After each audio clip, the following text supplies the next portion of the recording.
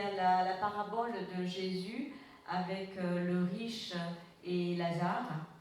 Et c'est vrai que chez les témoins de Jéhovah, tout est à prendre au sens figuré. Chapitre 16, à partir du verset 19. D'accord. Et donc cette parabole, effectivement, a été donnée pour interpeller les personnes. Il est évident que pour les Juifs qui entendaient cette parabole, ça n'avait rien d'incompréhensible. Pour eux, c'était une réalité, à savoir que celui qui vivait en riche et qui ne prenait pas soin du pauvre n'aurait pas de récompense, tandis que celui qui souffrait serait consolé. Et donc, ces pensées sont intéressantes parce que on voit que dans la mort, on peut être dans la paix, c'est-à-dire comme Lazare qui est dans le sein d'Abraham, donc on comprend qu'il est dans la paix, mais le riche qui, lui, parce qu'il n'a pensé qu'à lui, sera tourmenté et sera privé de la présence du Seigneur. Merci beaucoup. Alors, nous allons rester un petit peu sur cette parabole parce que c'est un passage très important. Vous connaissez l'enseignement des témoins de Jéhovah sur cette question, n'est-ce pas? À savoir que c'est une parabole qui s'applique aux Juifs et en aucune manière une réalité réelle, une réalité. C'est seulement l'application sur les Juifs.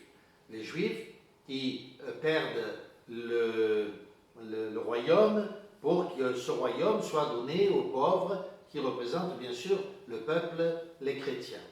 Alors il est vrai que cette parabole, c'est ce qu'elle veut illustrer. Mais je vous pose une question. À quoi sert une parabole? Quel est le but des paraboles? Le but d'une parabole, c'est que les gens comprennent mieux. Donc le but d'une parabole, ce n'est pas d'obscurcir le sujet, c'est le contraire.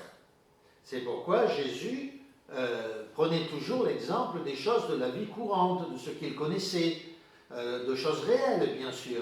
Le berger avec ses brebis, qu'est-ce qu'il pourrait y avoir encore? Une perle qu'on a trouvée, que quelqu'un a trouvée, qu'il va vendre, un commerçant, un champ de blé dans lequel un ennemi a jeté de l'ivraie. Vous voyez, des choses de la vie courante, parce que l'objectif, c'est d'éclairer le sujet. On pourrait dire par exemple que quand Dieu dit à Moïse, fais les choses, fais construire une tente, selon les choses que tu as vues au ciel. Le but de cette tente n'était pas, et de tout ce qu'il y avait autour, n'était pas d'obscurcir les choses, mais au contraire de nous montrer physiquement des choses qu'on ne pouvait pas voir parce qu'elles étaient célestes. On se comprend bien? Donc le but de la parabole, c'est d'éclairer. Mais alors, cette parabole ici, du riche et de Lazare, si elle n'est pas vraie, mais comment l'expliquer? Car ça serait bien la première fois que Jésus utilise une parabole que personne ne peut comprendre. S'il utilise cette parabole, c'est parce qu'elle est conforme à une réalité que connaissaient les Juifs à son époque.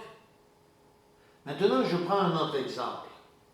Imaginez que nous soyons témoins de Jéhovah, que Jésus soit témoin de Jéhovah, et que tout d'un coup, que cette parabole n'ait jamais existé auparavant, et que Jésus explique quelque chose au peuple des témoins de Jéhovah, et qu'il explique ça. Il dit, vous savez, c'est comme il y avait un homme qui est mort, et puis il est allé au ciel, dans le sein d'Abraham, et il y en avait un autre qui était pauvre, et puis lui, il est allé, le contraire, le pauvre est allé au ciel, le riche est allé en enfer, dans le séjour des morts, et là il y avait du feu, et puis il y avait un abîme, mais les témoins de Jéhovah vous arrêterez immédiatement, et vous expulserez du sein des témoins de Jéhovah. Comment ose-t-il dire de telles choses qui sont contraires à l'enseignement? Pourtant, les Juifs, eux, n'ont pas bougé. Les pharisiens, les sadducéens, tous les prêtres, tout le monde a écouté et personne n'a rien dit. Personne n'a dit, mais quel est cet enseignement contraire à la Bible? Ainsi, nous comprenons que la parabole de Jésus est remplie de réalités que peut-être parce que nous sommes éloignés de la compréhension originelle, nous avons du mal à comprendre, mais ce sont des réalités que le Seigneur utilise pour nous éclairer. Et pour nous montrer, bien entendu, comment Dieu a puni le peuple d'Israël les pharisiens et les sadducéens qui étaient bien riches, qui ne nourrissaient pas le peuple, et ce peuple qui a pris effectivement le pouvoir qui lui a été donné aux côtés d'Abraham. Que la parabole ne dit pas que Lazare est au ciel. Il est dit Oui. il est dans le sein d'Abraham. Donc on ne sait pas réellement où est le sein d'Abraham, mais bon, c'est ce que Jésus dit. Et l'autre est dans le séjour des morts. Et ce qui est intéressant, c'est qu'effectivement, dans la pensée courante, quand quelqu'un est enterré, la première des choses, on dit que son âme repose en paix. Et donc, on comprend que Jésus utilise aussi d'ailleurs, quand Lazare meurt, il dit Lazare dort. Donc, tout comme dans le sommeil, on peut dormir en paix, on peut aussi dans le sommeil avoir des cauchemars et être dans le tourment. Et donc, pour ce riche, il est effectivement dans le tourment, il n'a pas un sommeil de paix et de tranquillité, tandis que Lazare, lui, qui a souffert et qui a été négligé, lui repose dans le sein d'Abraham. Alors, encore d'autres pensées sur cette parabole pour que nous comprenions bien les choses. Il est évident que quand il est parlé du feu de l'enfer dans la Bible, ça ne veut pas dire un feu littéral, en aucune manière. La Bible utilise le mot feu pour parler des souffrances, n'est-ce pas? Par exemple, nous passons au feu de l'épreuve. Quand on est au feu de l'épreuve, ça ne veut pas dire qu'il y a un feu qui nous brûle, mais c'est un feu. Hein, c'est un moment de purification. Nous sommes dans le feu, dans la difficulté et l'épreuve. Donc ne voyons pas l'enfer comme Dante le décrit, mais sachons que si les témoins de Jéhovah ont éteint les flammes de l'enfer, eh bien la réalité, c'est qu'il y a bien un enfer. Les témoins de Jéhovah ont supprimé l'âme, et l'âme existe. Ils ont supprimé beaucoup de choses qui existent pourtant bel et bien. La Bible nous parle bien des souffrances qu'endureront ceux qui n'ont pas foi en Jésus-Christ, qui le rejettent, même si ce feu est un feu symbolique. Il est parlé de tourment. Verset 28, par exemple, que nous venons d'examiner, il est dit, c'est pour qu'il leur atteste ces choses, afin qu'ils ne viennent pas aussi dans ce lieu de tourment.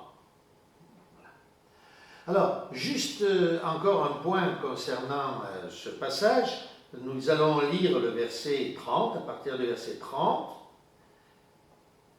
Donc, à partir du verset 29, Abraham répondit, ils ont Moïse et les prophètes, qui les écoutent. Et il dit, non, Père Abraham, mais si quelqu'un des morts va vers eux, ils se repentiront. Et Abraham lui dit, s'ils n'écoutent pas Moïse et les prophètes, ils ne se laisseront pas persuader quand même quelqu'un des morts ressusciterait. Eh bien, nous comprenons que c'est exactement ce que Jésus a fait. Il leur disait, vous avez Moïse et les prophètes, écoutez-les, car ils témoignent de moi.